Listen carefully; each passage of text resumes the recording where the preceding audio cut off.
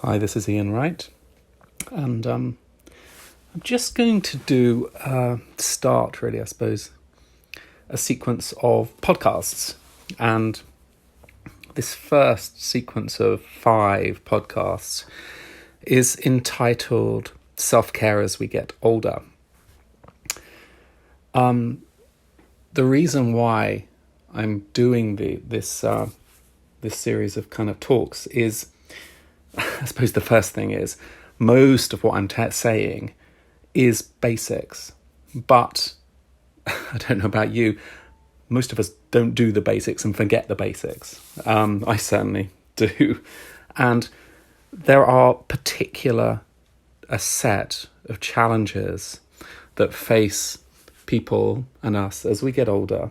And for me, when I spend a lot of time working with people as they get older and helping them, especially, I suppose, with physical challenges, and there are certain things we can do to help ourselves. And I think this is just a kind of introduction to that. So I'm going to do 5 different podcasts in this, and I think they're going to be, the first one, which I'm going to do today, is going to be on exercise and mobility. In a ways, it's about maintaining mobility. And there's some important things that I think that we need and important reasons for that, which we'll come to. The second one is going to be about nutrition, diet, specific supplements that I think that could be kind of universally helpful in various different ways, and how diet and nutrition can be adapted and needs to be adapted, because our needs are different as we go through different transitional times. The third one is about sleep. As we get older, number one, we need less sleep, but it's harder to get to sleep and to stay asleep. And a very common symptom picture that I see in practice is people coming to me with difficulty sleeping. Interestingly, I see babies and young children who have difficulty sleeping, and then I see people who, as they get older, who have difficulty in sleeping, and I'm going to talk about how to address that and some tricks and maybe give a couple of meditations around that. The fourth one, which is a particularly interest, is to do with maintaining brain health, in terms of nutrition, in terms of exercise, in terms of function, how important it is to maintain the function of your brain and how important that is on well-being, general well-being, and your general health, and the particular challenges that belie us as we get older, and how to help as much as we can. The fifth one is to do with, I suppose it's more to do with emotional well-being, and I'm just going to talk about the particular challenges that face people as they get older, and I'll just give some sort of meditations and practices and stuff to think about in terms of self-help around some of the challenges that come. And anyway, that'll be the fifth one.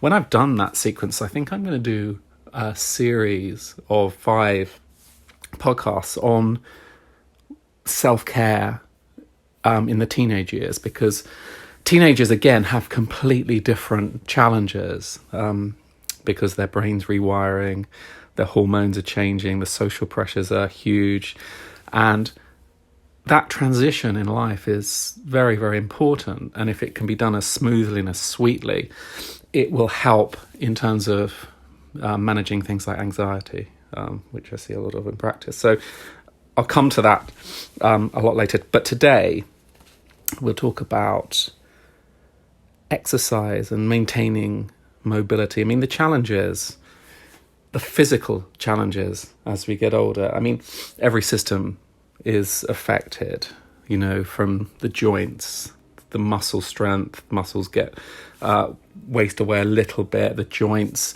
aren't as free. The capsules become less fluid. They produce less synovial fluid. Every ligament, muscle is affected. Every joint complex is affected. And that's normal, as are every organ, including the brain. Everything is affected quite strongly. But there are things that we can do. It's just like a car as it gets older. If we maintain it, look after it a little bit sweetly, polish it up, change the oil a little bit more regularly, keep the water high, go to the mechanic every once in a while, which is going to see your doctor for a checkup, or actually should be ideally both, coming to see someone like me who can look at your structural alignment, keep everything free. I mean, a very important part of what I do as an osteopath is maintaining functional freedom, alignment, and fluidity within joint structures. Terribly important because it maintains your ability to keep moving. So, if we think long term, if we keep, for example, if the tires are off, the tracking is slightly off, the tires wear away quicker. That's normal. If we keep the alignment correct on the tires, they last, and it's as simple as that in terms of biomechanics of the body. So what can we do? The first thing we can do is some form of exercise. And I think everybody needs some form of exercise as they get older. And we can tailor that to our specific needs, wishes, likes as well.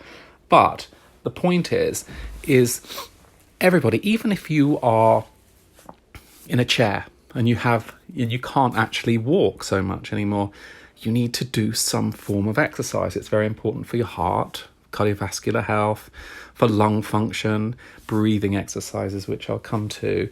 But movement helps everything to keep moving. As soon as we stop moving, we stop being able to move. So even coming from a base where we're not able to walk, we should be doing stuff in the chair, and I'll come to that a lot better because it affects the immune system, it helps alleviate stress, it maintains the blood supply, the venous drainage, and exercise is clearly proven to help with bone density, which is a massive area of cause of problems as you get older, in terms of osteopenia and osteoporosis.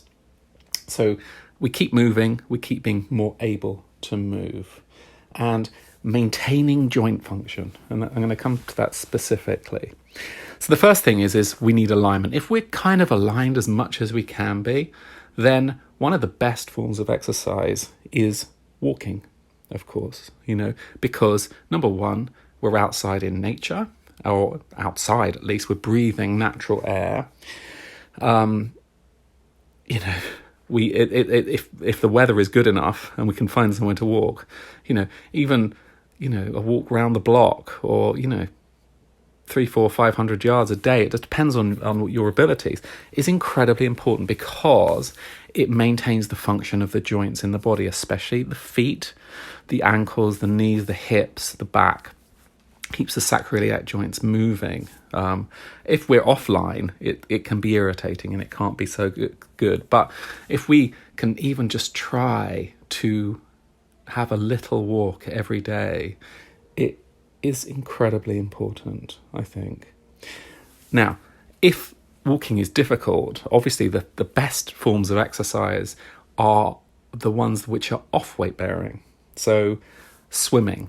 I mean, I know swimming can be quite a hassle, because of getting to the pool, the whole changing thing, etc., etc. But actually, being in fluid, which is an environment like we were in before we were born, if your body is within a fluid environment, it is incredibly, number one, relaxing. It keeps everything very fluid in the body, and the movement is off weight bearing, so it allows the joints to really free up. So acroaerobics is, of course, a fantastic form of exercise, as is any form of swimming.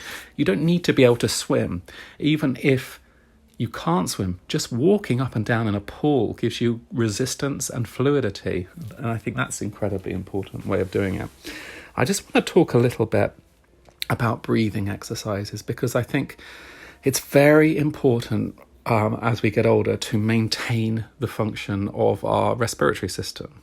And we can do this by just spending a few minutes each day doing breathing exercises. So I'm going to go through 3 different forms of breathing exercise, which I think we need to do every day. The first is actually abdominal breathing, basic. So when you're breathing in, your tummy expands. So you're breathing deep into your chest, your diaphragm is dropping, and it's very important actually that the diaphragm, which is the big muscle in the top of your tummy, which opens and descends, actually. It goes down and widens in inspiration, which is creating space for the lungs, and then it comes back upwards as you breathe out. That diaphragm is incredibly important in terms of the organs all around it, for example, the kidneys.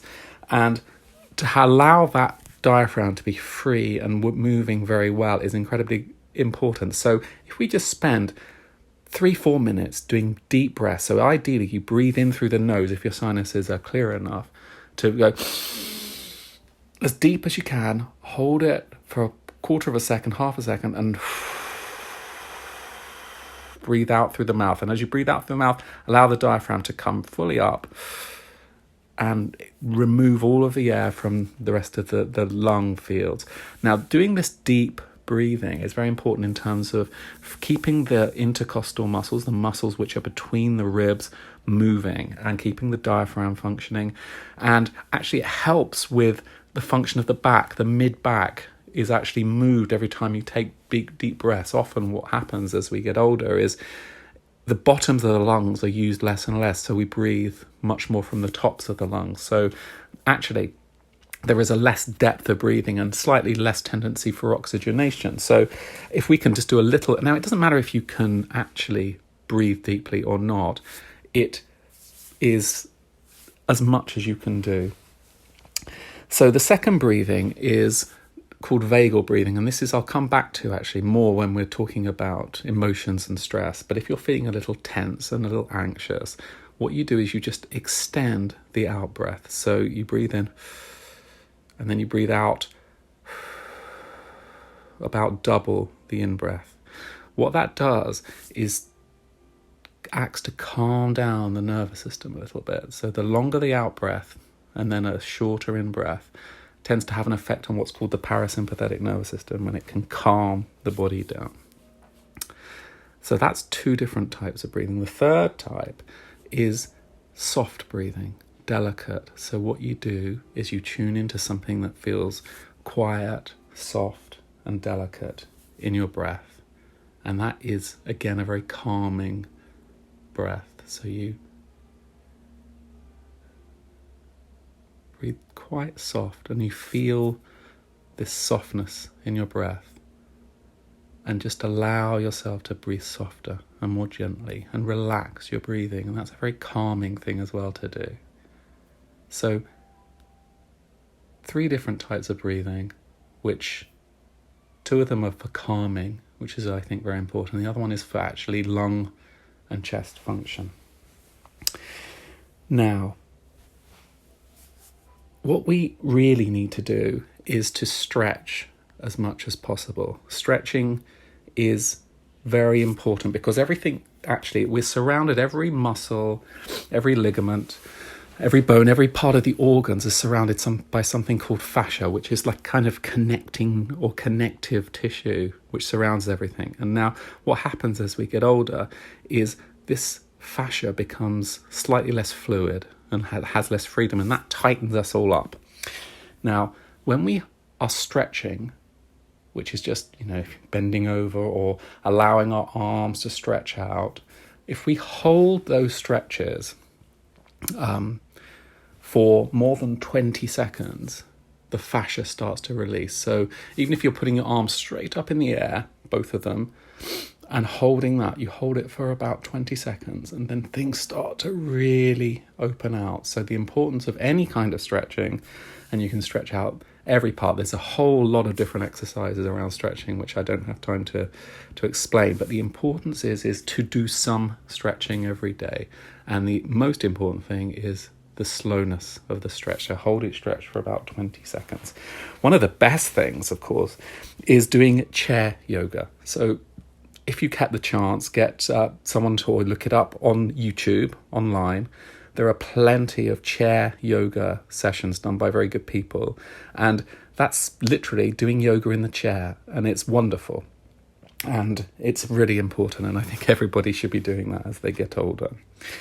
Now, the last thing I want to say, which I think is absolutely key, is as we get older, in order to maintain our ability to walk for as long as we can, one of the most important things is to maintain the function of our ankles. So as soon as the ankles start stiffening up, it becomes harder to walk. And it's actually as simple as that. It's a very important thing to do. Now, what can we do to rebalance? Well, you can come and see someone like me who can keep the ankles functioning. But there is very simple exercise that you can do while you're sitting in the chair, which is moving the foot around in big, wide circles from the front. And you do like 10 circles in one direction, 10 circles in the other direction, very, very slowly. So really opens up those ankles. And then you can bring the toes right as close upwards, forwards in dorsiflexion, and then down, push them as far away as possible. And you do that on both feet. And you spend 2 or 3 minutes doing that every day. And that's actually very important to help with the drainage of the calf, through the calf of the veins, the deep veins that drain in the calf. And it's very important for maintaining the freedom of the ankle function. And if you just do one thing, take one thing from this, that would be keep your ankles moving and exercise your ankles every day. But if you can do ankles, some breathing exercises, and a little walk every day, that's very good. And for everywhere from those very basics up to going out on the gym, which is completely doable, or going for a lovely swim. The importance is to maintain it because it has an incredibly important multi-layered effects, from the immune system to the bone density, and even to actually the brain function. It helps exercise, helps oxygenate the brain. So we've got a load of reasons why, but the important thing is not to overdo it, not to take yourself into pain. Okay, if something hurts, don't do it. Adapt around it. Do something off weight bearing. Keep it easy and fluid and light, and a lot of stretching. Okay, I wish you well. We'll come back with part 2 of diet next time. Thank you.